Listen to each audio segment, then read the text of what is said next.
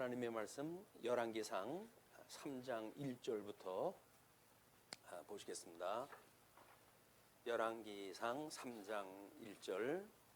솔로몬이 애굽의 왕 바로와 더불어 혼인 관계를 맺어 그의 딸을 맞이하고 다윗성에 데려다가 두고 자기의 왕궁과 여호와의 성전과 예루살렘 주위의 성의 공사가 끝나기를 기다리니라. 이제 솔로몬 왕의 본격적인 번영의 그런 역사가 시작이 되어지는데요. 처음에 3장의 내용은 솔로몬 왕의 지혜에 대한 이야기입니다. 우리는 솔로몬이라고 한다면 지혜의 왕을 연상하게 되어지고, 그 지혜의 왕은 바로 지혜자이신 예수 그리스도를 예표하는 아주 중요한 인물이라고 이제 보고 있죠. 그래서 우리 시편 시가서에 솔로몬의 저작 중에 잠언서에 보게 되면 그 잠언서가 전부 지혜에 대한 이야기입니다. 우리 잠언서를 공부하면서 사복음서를 통해 가지고 예수 그리스도에 대한 그 내용을 확인한 바가 있는데, 오늘 그 이제 열왕기상의 3장의 주요한 그 역사의 배경이 잠언서의 1장 7절로 33절까지의 그 구도에 나오는 역사적 배경이에요. 그렇기 때문에 솔로몬이 지혜자다, 그래서 우리도 솔로몬처럼 지혜가 있으면 좋겠다 라고 하는 그런 걸 공부하는 것이 아니라, 이 솔로몬은 이 성전을 짓도록 하나님께 특별히 왕위를 이기게 했던 그런 그 아들인가 하면, 성전을 완성을 하고 성전을 완성을 갖다 하고의 그 기도의 내용들이 철저하게 하나님의 나라는 분국되고 유수되어지고 회복될 수밖에 없습니다. 그건 우리 신명기에 이미 약속이 되어진 거니까요. 그래서 그 흩어진 백성들이 이제 이 성전을 보고 기도를 하게 되면 그들로 하여금 돌아올 수 있게 해주세요라고 기도를 하게 되어지거든요. 이거는 이렇게 다각도로 우리가 솔로몬의 일을 살펴봐야지, 특별히 이런 어떤 열왕기상에 나와져 있는 통시적인 솔로몬의 생애를 보고 그걸 평가한다는 이야기는 온전한 평가가 안 돼요. 그래서 공시적인 우리들의 그 관찰, 이거는 매우 필요하다. 그러니까 성경신학은 이제 거기에 강점이 있는 거거든요.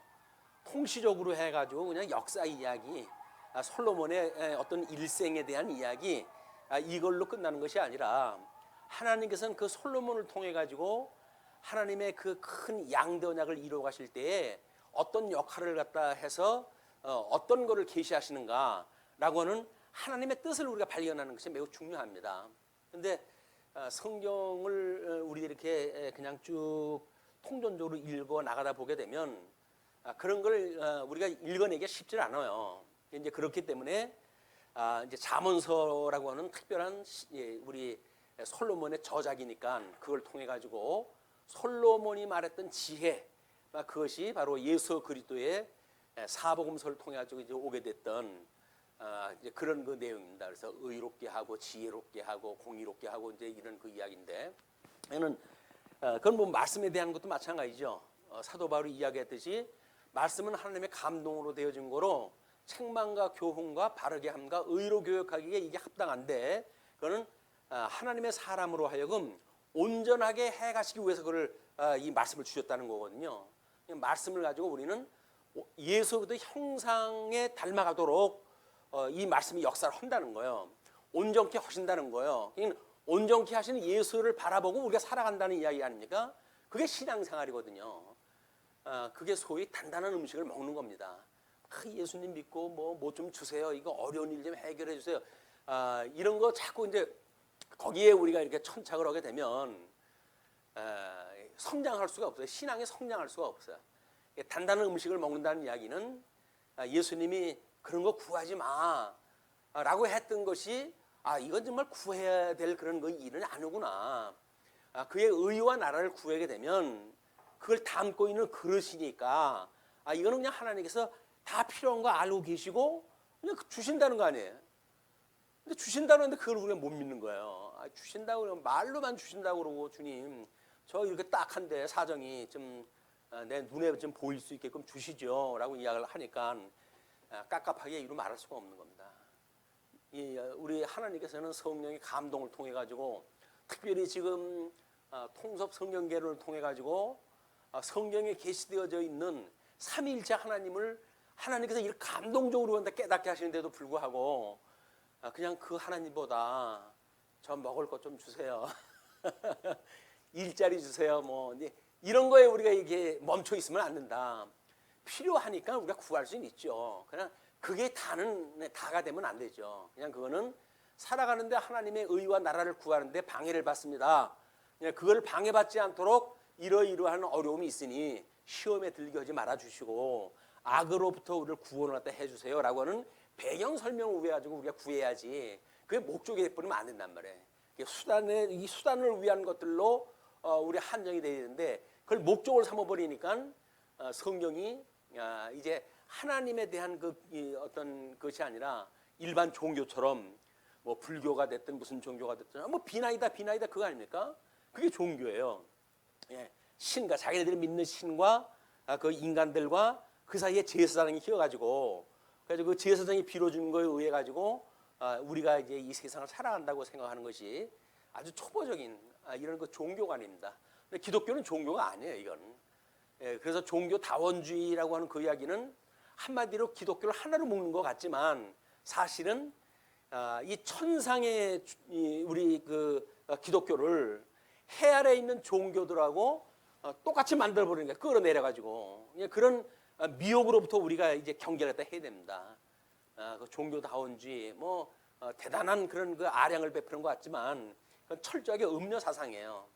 그래서 우리가 어떻게 이 기독교의 독보적인 그 삼위일체 하나님에 대한 걸 깨달아가고 그분을 경외하고 그리고 우리가 차별화되어져 있는 신앙생활을 하는가에 대한 아주 이 시대에 너무나 필요한 거예요.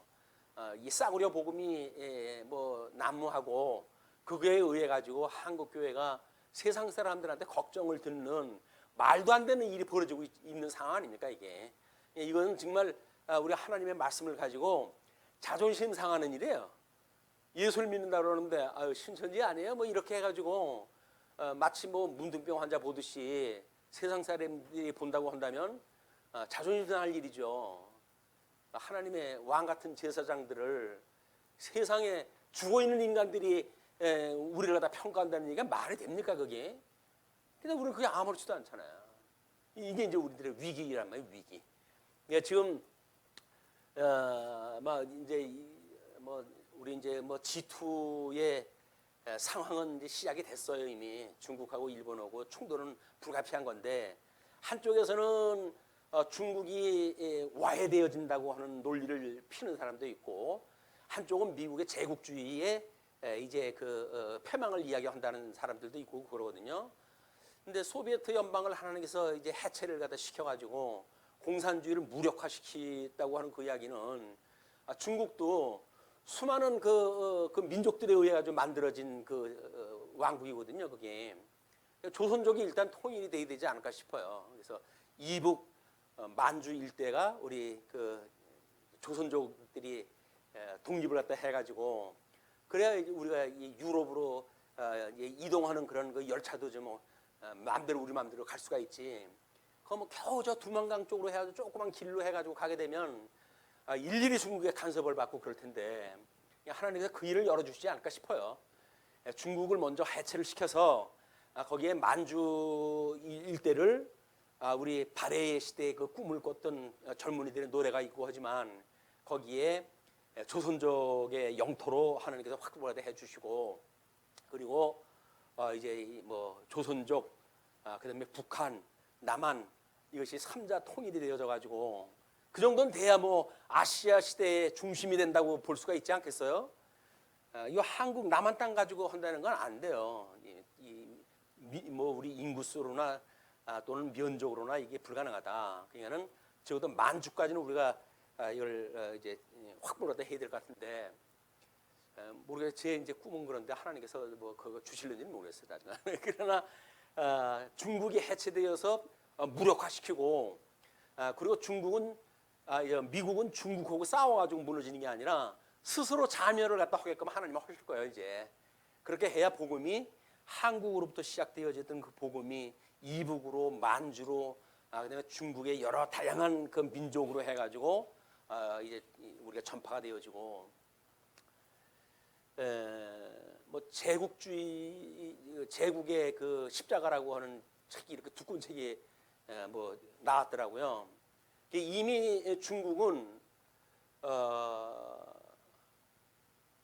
600여 년 전에 이미 복음이 들어왔다는 거예요, 중국에. 그래서 우리 유럽을 제외해 놓고는 가장 먼저 영향을 받은 것이 중국이고, 그런데 이제 그것이 사장화되어지고 이제 그렇게 해가지고 오늘날까지 이르렀지만, 우리가 중국을 볼 때 어떤 그 복음의 아주 어떤 그 미개국으로 본다든지 그런 거는 우리 생각을 좀 고쳐야 됩니다. 그래서 싸구려 복음 가지고 중국 가면 안 돼요.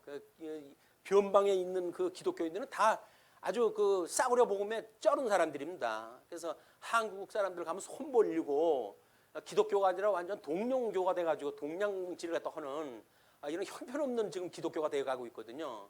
근데 그렇게 중국이 만만한 데가 아니에요.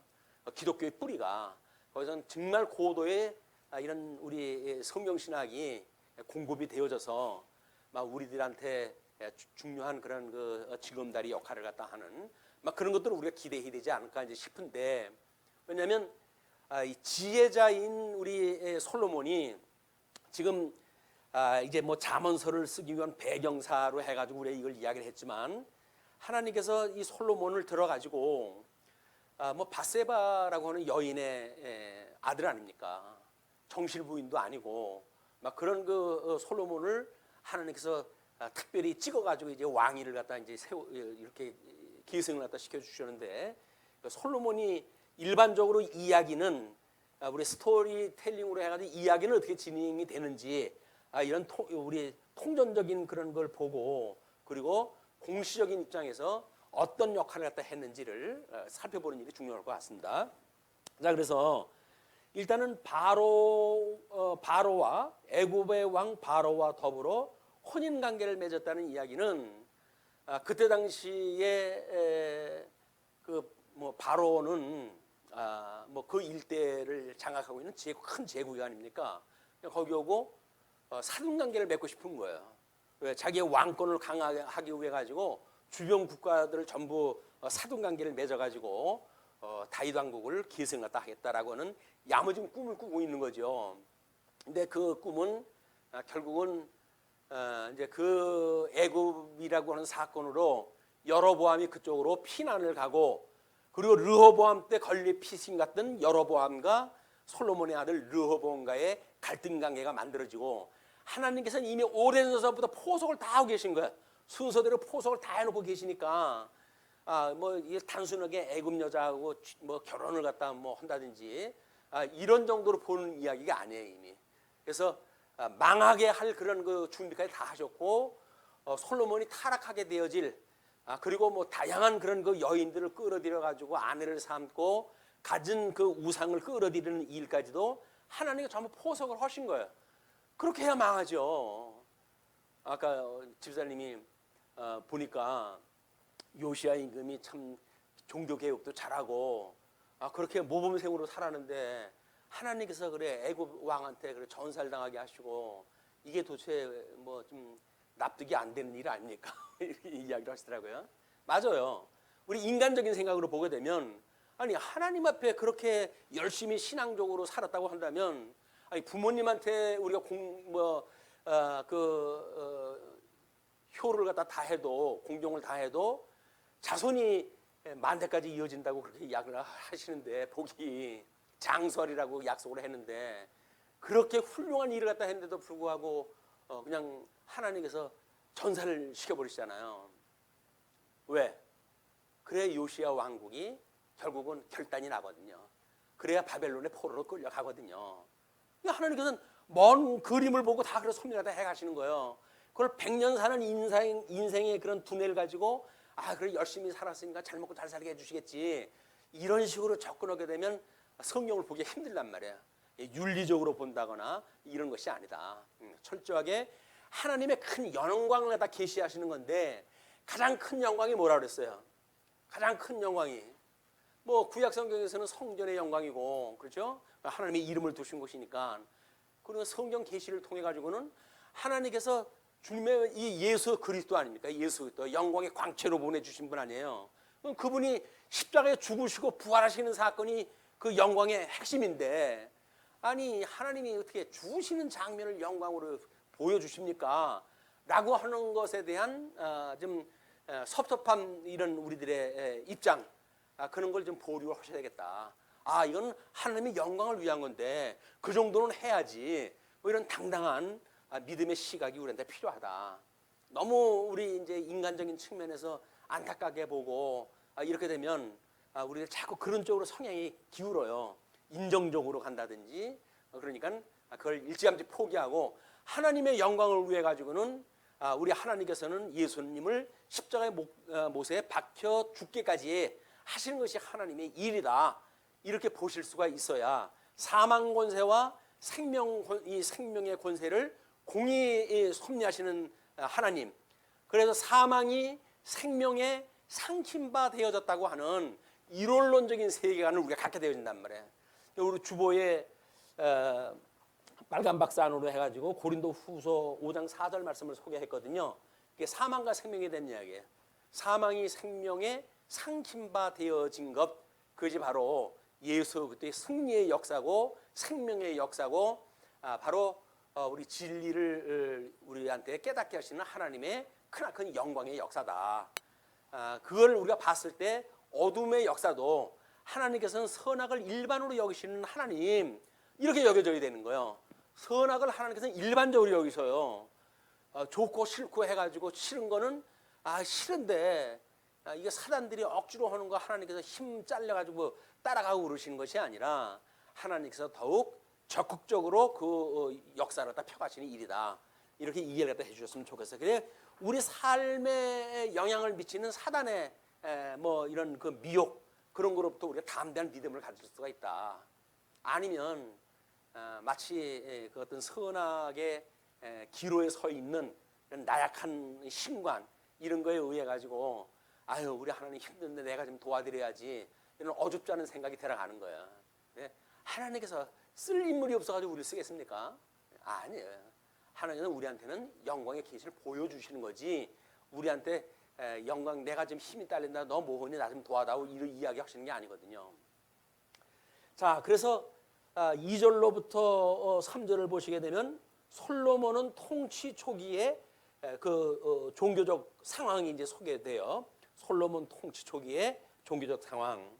그때까지 여호와의 이름을 위하여 성전을 아직 건축하지 아니하였으므로 백성들이 산당에서 제사하며, 뭐 성전이 없었으니까 이제 그렇게 하겠죠.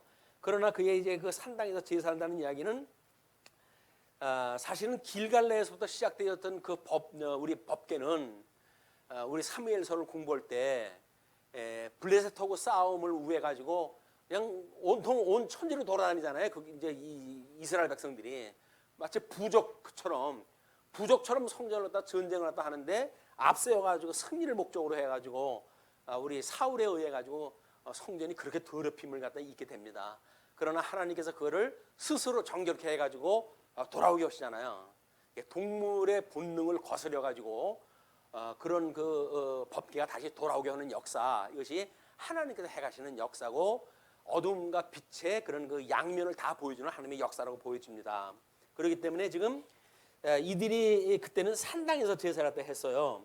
솔로몬이 여호와를 사랑하고 그의 아버지 다윗의 법들을 행하였으나 산당에서 제사하며 분향하였더라. 그러니까 전반전에는 다윗의 법들을 행하였으나 라고 이야기를 하고, 뒤반전이 되어지는 것이 뭐냐면 산당에서 제사하며 분향하였더라 라고 이야기를 했잖아요.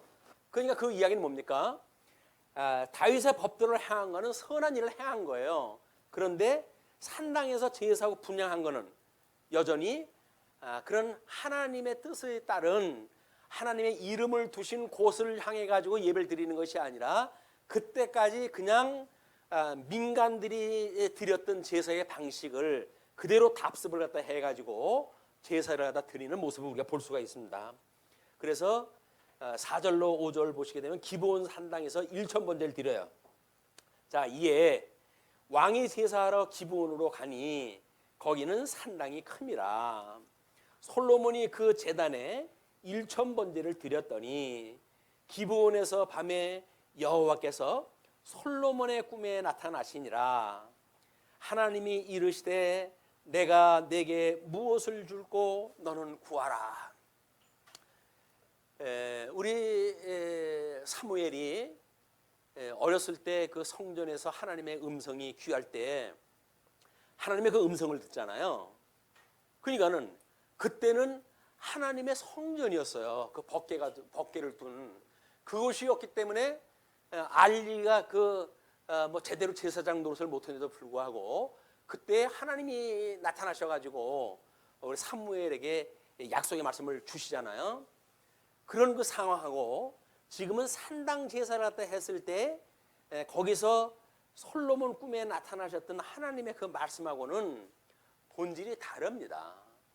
물론 그 하나님께서는 뭐 우리 음부의 자리를 필지라도 거기에 계신 분이에요. 그렇기 때문에 그 사건이 다르다는 이야기가 아니라 이때의 그 솔로몬의 방법이 잘못되어졌는데 그 이야기는 뭐예요? 다윗의 법도를 행했으나 산당에서 제사하고 분향한 방법을 취했으나 그럼에도 불구하고 하나님께서는 그 솔로몬에게 나타나셔가지고 이제 말씀을 갖다 하셨다는 거예요. 이것이 만약에 원리적으로 받아들여지게 되면 하나님은 우리가 죄악 가운데 구해도 우리들의 육신의 소욕대로 구해도 그럼 들어주시네. 들어주시는 것이 포커스가 맞춰지게 되면 우리 신앙생활에 큰 오해가 생긴다. 하나님의 정하신 뜻을 따라서 우리가 구하는 것이 이루어져야 하나님의 뜻대로 이루어지는 하나님의 영광을 우리가 보는 거지 내 뜻을 구했다고 해가지고 그것이 이루어졌다. 이루어지는 것이 그것이 목적이 되어진다고 한다면 잘못되어진 신앙생활이란 말이에요. 잘못되어진 하나님의 뜻을 구할 때는 오히려 하나님이 안 들어주시는 것이 복입니다. 그런데 잘못되어진 걸 구하는데 하나님이 들어주시네? 그때는 우리가 왜? 한번 의심을 가져야 돼요. 그건 시작이거든 이제. 우리가 미혹이 이미 시작된 거예요 이제. 잘못되어진 걸 구해도 하나님이 들어주셔? 그렇다고 한다면 조금 더 가가지고 내 뜻을 구하면 들어주실까 안 들어주실까? 점점 깊이 우리 인본주의적인 기도 생활로 빠지게 되어지는 겁니다. 기도 생활을 하면서 응답받았다고 하는 그 이야기가 얼마나 위험한 건지 몰라요. 어떤 응답을 받았을까요? 이렇게 꿈에 나타나가지고 우리 솔로몬처럼 이야기를 들었을까요? 아니면 자기 생각의 세계가 뭔가를 들었을까요? 아니면 정말 뭐 신이 나타나가지고 우리한테 이성적으로 뭔가 이렇게 인지할 수 있는 그런 우리 이 감정기관, 인식기관 이걸 통해 듣게 하셨을까요? 아닌 거예요. 그게 잘못 깨닫게 되어지게 되면 우리는 엉뚱한 걸 구하게 되어집니다. 그래서 우리 과거에 뭐 구국기도단이니 뭐 이런 걸로 해가지고 얼마나 많은 우리 어머님들이 그 기도 생활을 하고 그랬어요. 그 기도 생활이 하나님의 뜻을 구한 것이 아니라 목사님이 가르쳐 준 거, 뭐 이북에서 내려온 사람들이 그 교회를 이루고 이렇게 했으니까 그분들이 그 평양의 시대를 갖다 뭐 그리워하는 건 당연한 거 아닙니까? 그걸 해가지고 제2의 예루살렘이라고까지 이야기했을 정도니까 그런 걸 구하라고 이야기를 했겠죠. 성도들 뭘 알겠어요? 구하라니까 구하는 거지. 이런 것들이 성경에 나타나는 뜻이냐 아니면 목사가 일방적으로 뭘 가르쳐 준 거냐라고 하는 것도 우리가 구별이 돼야 돼요. 목사가 가르친 거 일반적으로 우리가 옳다고 생각을 해가지고 신앙생활을 하게 되면 우리 데살로니가 교인들처럼 사실이 그러한가요? 우리가 확인하는 그 데살로니가 교인보다 더 지혜로운 교회가 성도들, 신사적인 성도들 그런 그 성도들을 우리가 꿈을 꾸고 소원을 가져야 된다. 이거 뭐 공 잡는 게 왜죠? 뭐 들어주시는데 뭐 내가 하나님 말씀 들었다는데 뭐 그래도 어땠다고요? 그게 하나님은 뭔 상관이 있어요? 귀신이 우리한테 주는 걸 가지고 하나님은 뭔 상관이 있어요? 이걸 잘못 생각하게 되면 하나님이 주신 걸로 이해를 하는 거예요. 성령이 주신 걸로 이해를 하는 거예요. 신앙생활이 전혀 성경적이지 않게 흘러가게 됩니다. 유행 따라 그냥 흘러가고 다른 사람이 말하면 그런가 보다 하고 따라가고. 그래서 성경은 우리 신앙생활은 철저하게 성경을 통해 가지고 성경적이어야 돼. 성경적이어야 돼. 성경적인 신앙생활이 오늘 필요하다. 그래서 우리 표가 뭡니까? 성경대로 알고 성경대로 믿고 성경대로 살자는 거 아니에요. 그걸 교회 우리 표지로 해가지고 표대로 해가지고 지금 신앙생활 우리 교회가 이제 이렇게 운영이 되는데, 그런데도 불구하고 성경대로 아는 거에 부담을 가진다고 한다면 그러면 어떡합니까? 우리는 표가 교회 이 목회 표가 성경대로 알고 성경대로 믿고 성경대로 살자. 그게 지정의의 우리 인격적인 그 작용 아닙니까? 그것이 성경대로 하는 신앙생활이기 때문에 매우 중요한 거다. 그래서 하나님의 영광을 찬양하는 교회, 하나님 기업의 영광을 찬양하는 교회, 하나님의 의의 영광을 찬양하는 교회, 그게 우리 교회 뭐예요? 세 가지. 우리 교회가 추구하는 그런 그 이야기들 아닙니까? 어떤 거를 우리가 위해서 사는 거야? 왜 그런 걸 목회를 했다 하는 거야?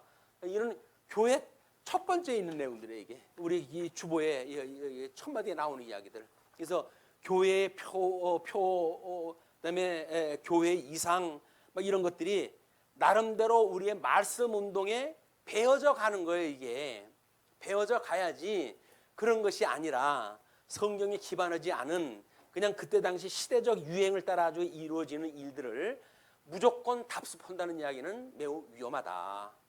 할 수 있으면 속도가 늦어도 좋으니까 하나님의 말씀에 따라 가지고 한 발자국 한 발자국 하는 신앙생활이 필요하다고 생각이 듭니다.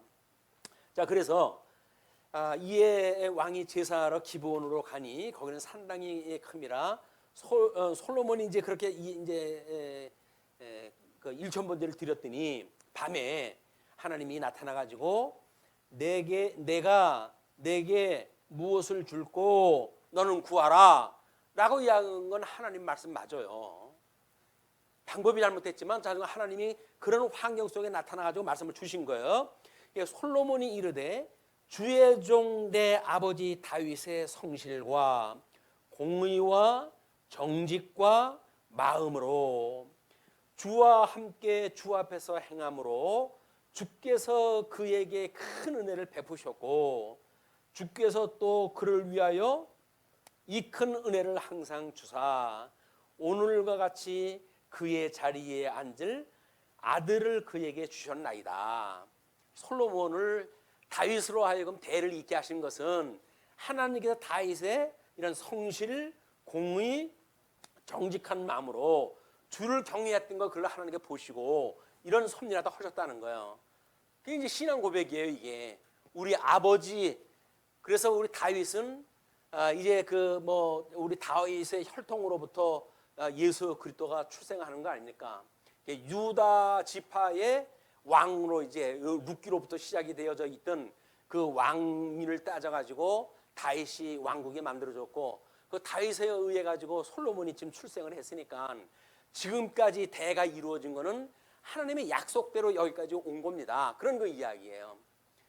이것이 중요하죠. 우리들한테 역사를 우리가 해석을 할 때 우리가 과연 우리한테 주어진 역사를 어떻게 해석할 것인가에 대한 문제인데, 우리가 영적 예배에 대한 이야기를 하잖아요. 이게는 이 영적 예배라고 하는 그 이야기는 죽었던 사람들이 살아나가지고 드리는 이런 아주 중요한 예배입니다. 이게 신앙생활에 대한 전반적인 방향이고 그러니까. 그래서 먼저 하나님의 뜻이 선하신 뜻을 분별하는 거예요. 이건 어쩔 수 없이 성경을 보지 않으면 하나님의 뜻을 알 수가 없습니다. 성경을 우리가 배워야 돼요. 그리고 믿음의 분량만큼 이 믿음의 분량만큼 생각하라는 거예요. 그 이야기는 뭡니까? 이 믿음이라고 하는 거는 하나님께 주신 분량이 있어요. 그런데 이 기도 좀 하고 이렇게 해서 기도 생활에 성공을 하게 되면 그 다음부터는 간이 배밭으로 나와요. 그리고 그 신비주의에 빠져져 있는 사람들이 뭐 목사나 자기 교회의 말씀을 가르치는 그 목사에 대해서 신뢰를 하지 않습니다. 우리 목사는 실명하지도 않아. 기도도 못해. 뭐 이렇게 해가지고 뭐 병 고치는 은사도 없어. 이렇게 해가지고 자기를 끌어올리고 그 말씀을 가르치는 목사를 이제 끌어내리게 돼요. 그 이야기는 믿음의 분량이 뭔지를 모르는 겁니다. 그리고 세 번째가 은사의 실현이거든요. 이 은사의 실현. 이 은사의 실현을 보게 되면 하나님께 주시는 은사가 가장 다른 은사인데 믿음의 분량도 이 생각을 잘못하는 사람은 이 은사의 실현에 대한 것을 독보적인 걸로 생각을 해요. 자기의 은사가 가장 큰 은사로 생각다 하는 거예요. 그러나 그렇지 않습니다. 고린도서에서 이야기하는 걸 보게 되면 하나님이 가장 은사를 다 주셨어요. 그럼에도 불구하고 가장 큰 은사가 뭐냐면 사랑이라고 하는 은사의 사랑. 왜? 예수 그리스도의 몸으로서의 이게 완성이니까. 이걸 모르고 현상적으로 일어나는 방언을 잘한다. 내가 뭐 방언 몇 시간을 할 수가 있어. 그걸 해가지고 뭘 하게요? 근데 방언하는 사람들은 그 대단한 그 프라이드예요. 그게. 몇 시간 기도할 수 있어? 몇 시간 기도할 수 있어? 자기는 방언으로 해가지고 밤새도록 또 기도한다는 거예요. 기도는 뭘 하나? 무슨 뜻인지도 모르고 기도를 한다. 이 사람들은 자든 뭐 시간으로 해가지고 이 답의 자리를 갖다 차지하든지 뭐 양을 가지고 이 자리를 갖다 차지하든지 아주 세속적인 방법이 이게 그렇지는 않습니다. 기도는 너희들이 많이 구하여야 하나님께서 주시는지를 알고 기도하지만 기도할 때 중언부언하지 마라. 그 이야기는 뭐예요? 간단 명료하게 구할 거 딱딱딱딱 구하면 된다는 거예요. 그런데 우리는 이제 뭐 좀 이렇게 화려하게 우리 기도 생활을 사람들한테 소개하기 위해 가지고는 기도가 좀 길어야 되잖아요. 그래가지고 저 뭐 대통령서부터 해가지고 이후 사춘까지 해가지고 전국 팔방을 다 돌아가지고 이제 이게 오니까 새벽기도 1시간이 짧은 겁니다. 새벽기도 1시간이. 그 정도의 그 기도는 우리가 주님 가르쳐 주신 기도로 해가지고 대치를 갖다 해서 돼요. 그리고 당장 우리 지금 주변에 이 하나님의 뜻을 부리고 이 영적 예배를 통해 가지고 살아가야 될 일들 이걸 집중적으로 우리가 봐야지. 이걸 보지 않고 맨날 똑같아. 이 기도 생활을 하시는 분들 보게 되면 기도 내용이 똑같아요. 10년 전이나 10년 후나 똑같아. 왜? 기도 그동안 안 들어주신 거예요. 10년 동안. 그러니까 그거 계속 하지. 들어준 거 기도 하시겠어요? 기도 안 들어줬으니까 10년 동안 계속 하지. 10년 짧게 본 거죠. 20년 똑같아. 20년 똑같아. 방법이니까 그냥 방법으로 그걸 외우는 거예요. 그냥 어디서부터 해가지고 사전에 8중까지 돌아가고. 물론 뭐 기도할 때 우리가 믿음의 사람들, 내가 전도했던 사람들의 그런 믿음의 어떤 지키게끔 하는 그런 그 도움에 대한 이야기, 중보에 대한 이야기 필요하죠. 왜? 내가 목숨을 걸고 전도를 했다고 한다면 그분이 믿음을 갖다 지켜야 되는 그 일은 우리들의 몫이 아니에요, 이게. 그러니까 중요한 거예요. 근데 그냥 어떤 시간을 위주로 해가지고 기도하는 일은 옳지가 않다. 그래서 어떻게 하나님의 뜻을 분별하고 믿음의 분량만큼 생각할 것인가? 우리 그 데살로니가에서 그렇게 이야기를 하잖아요. 우리 믿음에 덕을 더하고 이 덕이라고 하는 거는 지식에 의해서 돼야 되는 건데 여기에 지식을 더하고 지식에 대한 거는 절제를 더하고 절제는 인내를 더하고 인내에는 뭐 우리가 이 경건을 갖다 더하고 이 경건 위에 형제 위에 그다음에 형제 위에 사랑을 더하라 이렇게 이야기를 해요. 그러니까 믿음의 덕이라고 하는 그 이야기가 이제 우리의 덕성에 대한 문제인데 이것이 이렇게 어떤 흑백 논리로 해가지고 끊어지는 건 말이 안 돼요. 우리 믿음의 단계도 믿음의 그러면 우리가 어떤 생각을 가지고 있냐? 적어도 하나님의 지식에 의해 가지고 생각을 해야 될 거 아니겠어요? 지식에 의한 생각인지. 그럼 지식이라고 하면 이거는 성경을 통해 가지고 배운 거니까 내 믿음하고는 상관이 없어요. 이건 우리 영원한 나라까지도 왔다 갔다 할 정도니까 그건 내 믿음이 아니에요. 그러니까는 네 믿음의 분량만큼 절제라도 해야 돼. 자기 수준만큼 절제를 해야 돼요. 그리고 그걸 하는데 이게 안 이루어져야 하나님께서 때가 되길 때 이루어지지. 그러니까 끊임없는 인내가 필요한 겁니다. 이거 하나님께서 이렇게 좋은 걸 갖다 알게 해주셨는데 이거 왜 이렇게 오래 가실까? 그 이야기는 절제에 대한 의미를 몰랐을 때 여기서는 조바심이 나죠. 절제를 알게 되면 주님 요모치만 주시면 돼요. 이렇게 우리가 기도를 갖다 해야지. 처음서부터 뭐 큰 걸 갖다 원한다든지 이런 게 아니다. 그래서 우리 영적 예배라고는 그런 맥락에서 지금 솔로몬의 그 기도를 보게 되면 무엇을 줬고 줄고라고 이야기를 했더니 제일 먼저 하나님의 뜻이 이 하나님의 뜻에 의해 가지고 우리 이제 아브라함으로부터 이제 열조로부터 나온 거 아니에요? 이 열조로부터 해가지고 유다 지파에 이제 뭐 홀이 끊이지 않겠다고 이야기를 하시더니 이후로부터 다윗을 하나님께 주시고 다윗의 경건한 그런 그 믿음을 갖다 보시고 그 다음에 이 부족한 솔로몬에게 왕위를 주셨사오니 그런 현재까지 역사 해석에 이게 솔로몬이 봤던 이야기가 그러니 거기에서 우리 그 주 앞에서 행함으로 주께서 그에게 큰 애를 베푸셨고 다윗에게 큰 애를 베푸셨고 주께서 또 그를 위하여 이 큰 은혜를 항상 주사 오늘과 같이 그의 자리에 앉을 아들을 그에게 주셨나이다. 이 솔로몬은 이 다윗의 위에 참여되어지는 이런 의미로 이야기를 하잖아요. 자기 아버지를 높여가지고 아버지의 그 위에 자기는 참여되어져 있는 걸로 본단 말이에요. 왜?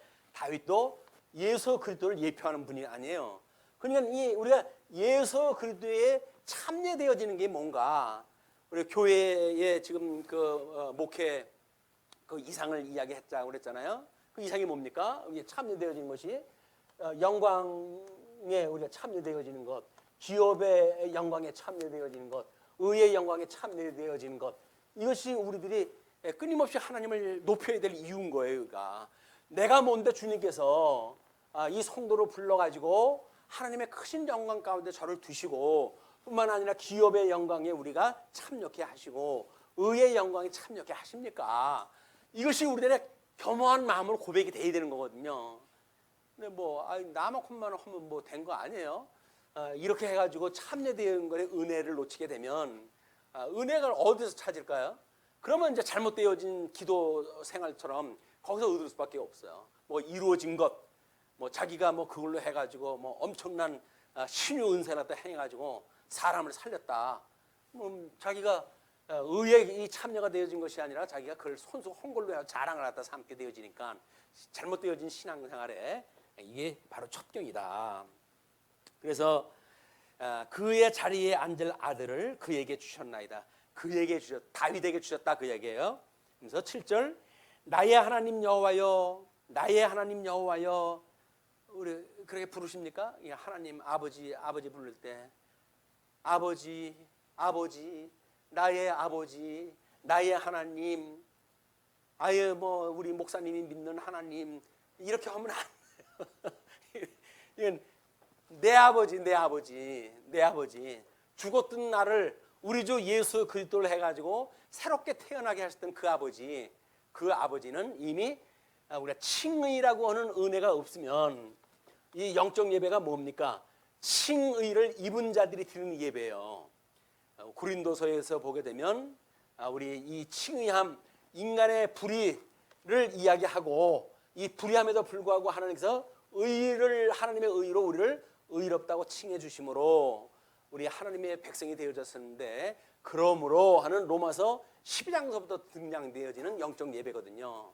그러니까 여기로부터 우리가 세례를 받았다고 하는 확인이 있게 되어지고 예수님과 함께 죽고 예수님과 함께 살았어요 라고는 신앙 고백 위에 지금 매일같이 떡을 떼는 일들이 지금 시작이 되어지는 겁니다. 이게 전부 성령의 일들이에요. 이게 십자가에 도회되는 이야기고 이런 걸 가지고 지금 나의 하나님 여호와여 주께서 종으로 종의 아버지 다윗을 대신하여 왕이 되게 하셨사오나 종은 이 작은 아이라 출입할 줄을 알지 못하고 출입할 줄 알지 못한다는 이야기는 자기를 아주 극히 낮춘 이야기죠. 출입을 모른다고 하는 그 이야기는 이 하나님의 의라고 하는 관점에서 보게 되면 신명기에서 이야기한 것이 뭐예요? 나가도 복을 받고 들어와도 복을 받고 또 뭐 저주받는 사람들은 이게 하는 거 아니에요? 이게 도예요, 도. 도라고 하는 것이 길인데 길, 예수 그리스도를 향한 길, 하나님의 좋아하시는 그 길, 이거로부터 이쪽으로 나는 것이 옳은지 이쪽으로 나가는 것이 옳은지 분별 못하는 이런 천방지축이다 그 이야기예요. 나는 하나님께서 붙들어 주시지 않으면 이 예수 그리스도를 향하는 이 길을 갈 수 없는 자입니다. 그런 그 이야기를 하는 거죠. 그러니까 출입할 줄을 알지 못하고 주께서 택하신 백성 가운데 있나이다. 주께서 택하신 백성, 언약 자손이에요. 우리 이제 그를 선민이라고 이렇게 이야기를 했죠. 그래서 이 선민들이 만들어진 가나안 땅 건너가서 만드는 이거를 선민국가라고 이야기를 한 거예요. 선민국가를 사무엘서에서는 선민국가의 창건, 그리고 열왕기에서는 지금 이제 이 분국에 대한 이야기를 지금 공부해 가는 거 아니에요? 하느님 나라를 나누어질 걸 이야기를 하시는 거다. 주께서 택하신 백성 가운데 있나이다. 그들은 큰 백성이라 수요가 많아서 셀 수도 없고 기록할 수도 없사오니 누가 주의 이 많은 백성을 재판할 수 있사오리까? 듣는 마음을 종에게 주사 주의 백성을 재판하여 선악을 분별하게 하옵소서. 우리 의를 입은 사람들이 전부 왕 같은 제사장이라고 그랬잖아요. 제사장. 하나님의 의를 아는 사람들, 의를 전하는 사람들, 이런 사람들이 전부 만인 제사장이에요. 우리 전부 제사장이 되어졌다. 그 얘기는 하나님의 나가는 길을 갖다 알기 때문에 이 길을 갖다 우리한테 이제 인도를 갖다 하는 거 아닙니까? 여기가 십자가의 도입니다. 이쪽으로 가셔야 됩니다. 이쪽으로 가면 인본주의가 빠져 있고 이쪽으로 가면 세속주의에 의해 가지고 지금 당하고 율법주의에 의해서 망가져지니까 이런 바른 길로 가세요. 여기 예수 그리스도 십자가의 도입니다. 이제 그걸 알려주는 이단 말이에요. 지금 우리 솔로몬은 아주 겸허하게 많은 백성들이 있는데 내가 이쪽으로 가야 될지 이쪽으로 가야 될지 모르니 주님께서 저한테 지혜를 주셔서 판단할 수 있게 해주십시오. 이건 잘못된 것, 잘못되어진 것, 이쪽으로 하는 거 옳은 것, 이걸 분별할 수가 있어야 되잖아요. 이게 하나님의 의를 아는 일이란 말이야. 그렇게 해주십시오. 이제 이렇게 이야기했어요. 자, 이제 10절에 솔로몬을 향한 하나님의 응답이 소개가 되어지는데 솔로몬이 이것을 구하매 그 말씀이 주의 마음에 든지라. 뭐 그가 하나님 앞에 애굽 여인을 아내로 맞이하고 뭐 이런 거는 이미 그 이후의 역사, 솔로몬 이후의 역사를 펴기 위한 하나님의 포석이에요. 그러나 그의 지금 심중에 있는 이야기는 지금 이 이야기는 심중에 있는 이야기예요. 그래서 솔로몬의 이 다윗에 대한 아버지에 대한 극찬, 하나님께서 주셨던 은혜에 대한 찬양, 그리고 오늘날 자기가 위를 이어가지고 거기 참여되어졌다고 하는 겸허함, 그렇기 때문에 백성들을 심판을 갖다 할 수 있는 자기가 이 직무를 해야 되니까 이 직무를 감당할 수 있는 지혜를 달라고 하는 기도를 갖다 우리가 알 수가 있는 겁니다. 그러니까 이에 하나님이 그에게 이르시되 내가 이것을 구하도다 자기를 위하여 장수하기를 구하지 아니하고. 우리 이제 하나님 나라를 구할 때 하나님 나라는 자손, 땅, 통치, 이제 하나님의 나라의 3대 요소라고 그러지 않았어요? 근데 이거를 솔로몬이 너 뭘 줄까? 그랬더니 자기의 수를 구하지 아니하고 생명의 그런 그 수를 구하지 아니하고 그 이야기예요. 그리고 부도 구하지 아니하고 자기의 부도 구하지 아니하고 뿐만 아니라 자기의 원수의 생명을 멸하기도 구하지 아니하고 전쟁에서 승리하는 것들 이런 것도 구하지를 갖다 아니하였으니 오직 송사를 듣고 분별하는 지혜를 구하였다. 여기서 이걸 구했다 그 이야기. 지금 의와 나라를 이제 구해야 되는데 나라라고 한다면 이제 나를 왕 시켜줬으니까 자성 창작해야죠. 땅 이것 뭐 하나님 나라 잘 유지할 수 있게끔 해주셔야죠. 그리고 전쟁이 일어나면 승승장구하게끔 해주세요. 라고는 나라의 3대 요소로 다 이런 것이 약속이 되어져 있는데, 이 자손에 대한 개인적인 것이 자기의 장수하는 거예요. 장수. 그리고 이 땅 언약에 대한 자기 개인적인 뭐예요? 이게 부에 대한 이야기예요. 그리고 이 통치에 대한 것이 뭐예요? 전쟁에서 싸워서 이기는 거거든요. 이건 개인사예요. 개인사. 이건 하나님의 뜻이에요. 이미 아담에게 주었던 하나님의 그 약속, 아브라함 열조에게 주었던 언약의 내용, 그거를 개인적으로 자기가 이걸 구하지 아니하고 그 이야기거든요. 이런 백성들에 의해 가지고 하나님의 의를 구했으니 그 이야기 아니에요? 하나님의 그 나라를 중심으로 해가지고 하나님의 의를 구했으니 그 이야기예요.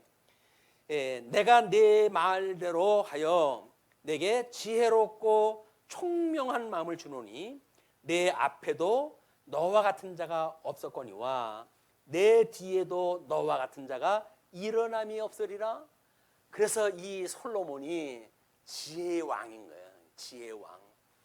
이것이 놀라운 하나님의 이제 은혜입니다. 이걸 주시겠다는 거거든요. 지혜를. 그 지혜가 결국은 예수 그리스도를 예표하는 내용이고, 그거에 의해서 잠언서의 기록을 보게 되면 예수님이 오셨을 때에 사복음서를 통해 가지고 어떤 사역을 다 할 것인지 그걸 이야기하고 그랬다. 그다음에 내가 구하지 아니한 부귀와 영광도 내게 주노니 내 평생의 왕들 중에 너와 같은 자가 없을 것이라. 이것도 주시겠다는 거예요. 이걸 구하지 않고 이걸 구했는데 이것도 주시겠다는 거야. 그게 의와 나라를 구하면 그 이외의 건 다 필요한 건 아닌가. 주시겠다고 하는 하나님께서 하셨던 그런 뜻이 예수님이 이 말씀을 하신 거예요. 무엇을 먹을까, 무엇을 마실까, 입을까 이런 거 염려하지 말고 그의 의와 나라만 구해라. 그러면 이거는 그냥 내가 덤으로 줄게. 그 이야기예요. 이미 솔로몬에게 약속했던 그 약속이 실체적으로 예수님한테 와가지고 이제 이루어지는 일들입니다.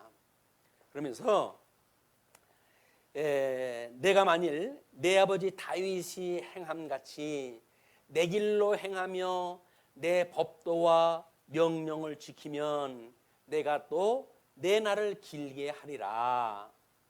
조건이 붙어 있어요. 그거는 다윗의 행함같이 내 길로 행하면 그 이야기예요. 변절하면 소용없어. 그 이야기예요. 솔로몬이 깨어보니 꿈이더라. 이에 예루살렘에 이르러 여호와의 언약궤 앞에 서서, 예루살렘에 이르러 가지고 정신이 번쩍 들었나 봐요. 그러니까는 여호와의 언약궤 앞에 서서 번제와 감사의 제물을 드리고 모든 신하들을 위하여 잔치하였더라. 성례가 이루어진 거예요. 성례가. 이렇게 하나님의 이제 그 뜻을 분별을 하고 떡을 나누는 그런 그 일들이 이제 진행이 된 거죠. 그러니까 우리가 하나의 선민 국가라고 하는 하나님 나라가 이루어졌다고 한다면 그 나라는 백성 한 사람 한 사람이 모이는 전체를 나라라고 그러고, 언약자손은 12지파가 전부 모여져 있을 때 하나님의 언약자손이라고 이야기를 하는 겁니다. 그래서 2지파하고 10지파하고 갈려지게 되면 그건 언약자손들이 아닌 거예요. 이미 이런 하나님의 섭리를 우리가 볼 수가 있습니다. 자, 그리고 16절로부터 28절까지 보시게 되면 솔로몬의 지혜로운 재판이 소개가 되어져요. 그때에 창기 2 여자가 왕에게 와서 그 앞에 서며 한 여자는 말하되 내 주여, 나와 이 여자가 한 집에서 사는데 내가 그와 함께 집에 있으며 해산하였더니 내가 해산한 지 사흘 만에 이 여자도 해산하고 우리가 함께 있었고 우리 둘 외에는 집에 다른 사람이 없었나이다. 그런데 밤에 저 여자가 그의 아들 위에 누움으로 그의 아들이 죽으니 그가 밤중에 일어나서 이 여종 내가 잠든 사이에 내 아들을 내 곁에서 가져다가 자기의 품에 누이고 자기의 죽은 아들을 내 품에 뉘었나이다. 아침에 내가 내 아들을 젖 먹이려고 일어나 본즉 죽었기로 내가 아침에 자세히 보니 내가 낳은 아들이 아니더이다 하매 다른 여자는 이르되 아니라 산 것은 내 아들이요 죽은 것은 내 아들이라 하고 이 여자는 이르되 아니라 죽은 것이 내 아들이요 산 것이 내 아들이라 하며 왕 앞에서 그와 같이 쟁론하는지라. 유명한 이제 솔로몬의 그 지혜의 판결 내용이에요. 그러니까 뭐 내용은 뭐 이야기할 게 없어요. 이제 옛날 이야기가 돼가지고 얼마나 쉬운지 몰라요.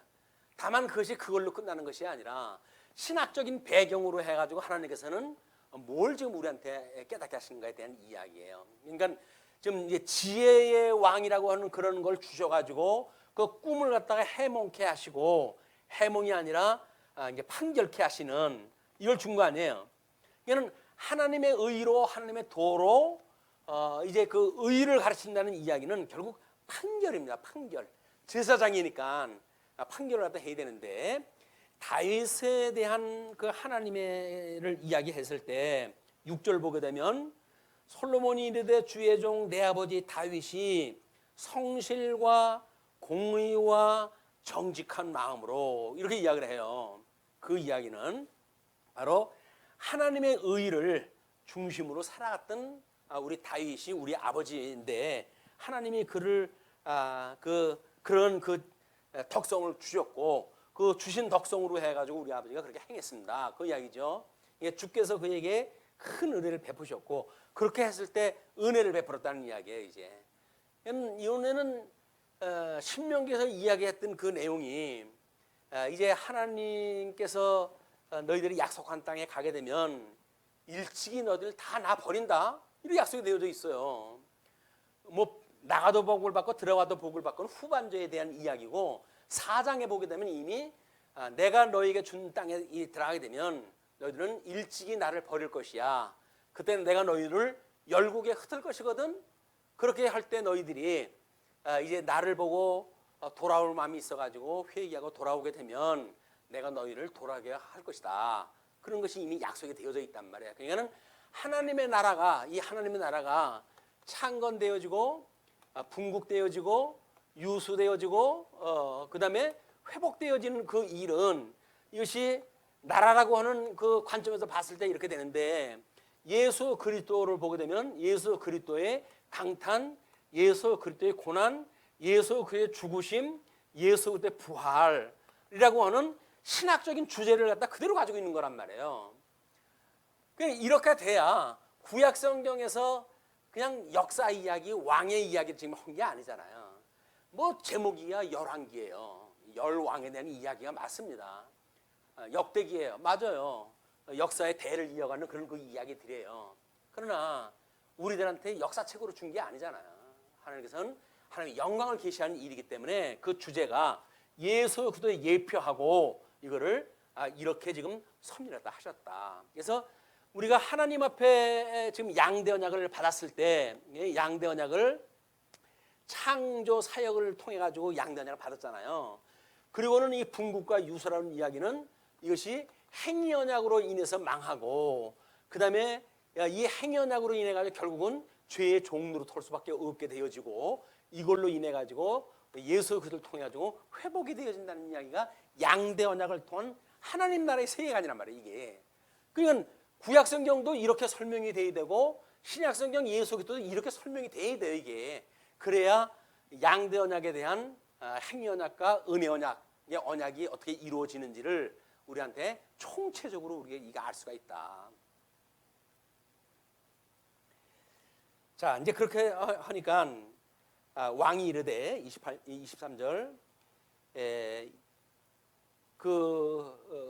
이 여자는 말하기를 산 것이 내 아들이요 죽은 것은 네 아들이라 하고 저 여자는 말하기를 아니라 죽은 것이 내 아들이요 산 것이 내 아들이라 하는도다 하고 또 이르되 칼을 내게로 가져오라 하니 칼을 왕 앞으로 가져온지라 왕이 이르되 산 아이를 둘로 나누어 반은 이 여자에게 주고 반은 저 여자에게 주라 라고 이야기했어요. 그러니까 그는 그 산 아들의 어머니 되는 여자가 그 아들을 위하여 마음이 불붙는 것 같아서 왕께 아뢰되 청하건대 내 주여 산 아이를 그에게 주시고 아무쪼록 죽이지 마옵소서 하되 다른 여자는 말하기를 내 것도 되게 말고 내 것도 되게 말고 나누게 하라 하는지라. 우리가 이 공의라고 하는 것을 공의, 공평 이걸 잘못 이해하게 되면 이 죽은 아들의 여자 같은 생각을 드는 거예요. 네가 옳은지 내가 옳은지 오늘 끝판내자 하는 거예요. 끝판내자는 이야기는 뭐예요? 너 죽고 나 죽자는 이야기거든요. 공평한 것 같잖아요. 그게 아닌 거예요. 생명의 원리는 그렇지가 않아요.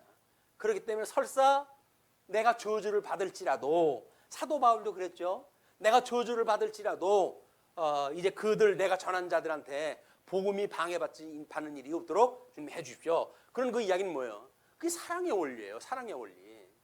사랑이라고 하는 사람이 자기의 어떤 그 공평함을 드러내기 위해 가지고 죽어도 좋아, 교회 쪼개져도 좋아, 이런 걸 이야기하는 건 잘못되어진 생각이에요. 옳고 그른 게 누구 판단으로 옳고 그렇습니까?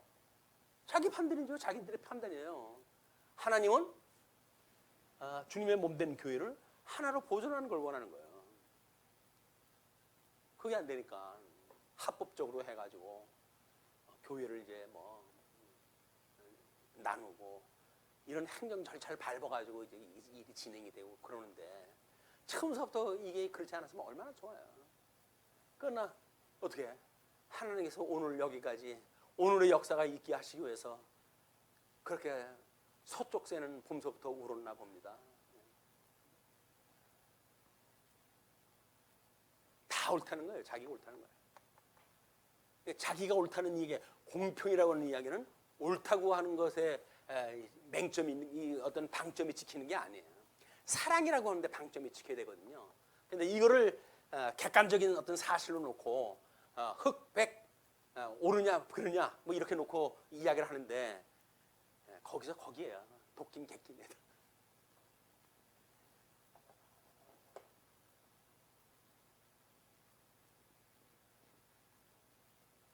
자, 그렇게 해가지고 그렇게 하니까 하는지라 왕이 대답하여 이르되 사나이를 저 여자에 주고 결코 죽이지 말라.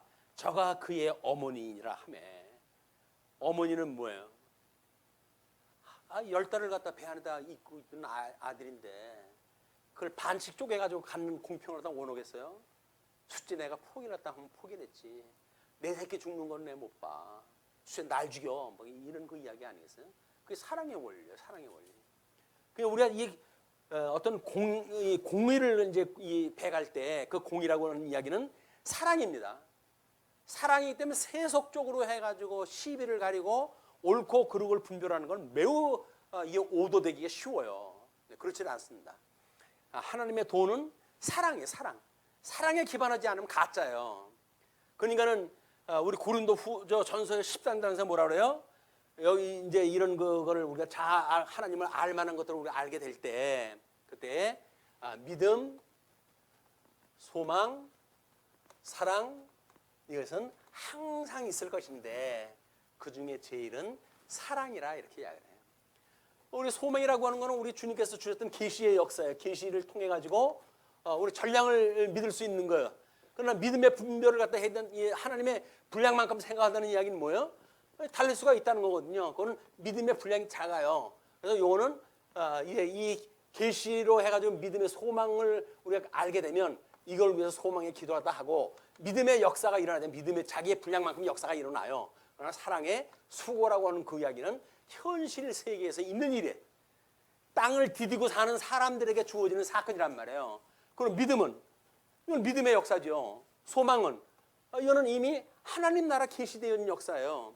그래서 이거는 천상의 역사라고 한다면 이거는 믿음의 역사고, 이 믿음의 역사는 사랑이라고 하는 것을 내재적으로 초월된 개념의 믿음의 역사가 있고, 이거를 또 포괄하는 개념이 이런 개념으로 되어 있는 거예요. 그래서 이 여기 있는 뭐 소망, 믿음, 사랑, 사랑이 제일이라고 하는 것이 그냥 객관적인 걸로 해가지고 제일이라는 게 아니에요. 땅에 발을 디디고 사는 한 주님의 몸된 교회 생활할 때 할 적에는 이 사랑이 제일이다 그 이야기입니다. 그러니까 믿음의 이제 열매로 드러나는 거니까.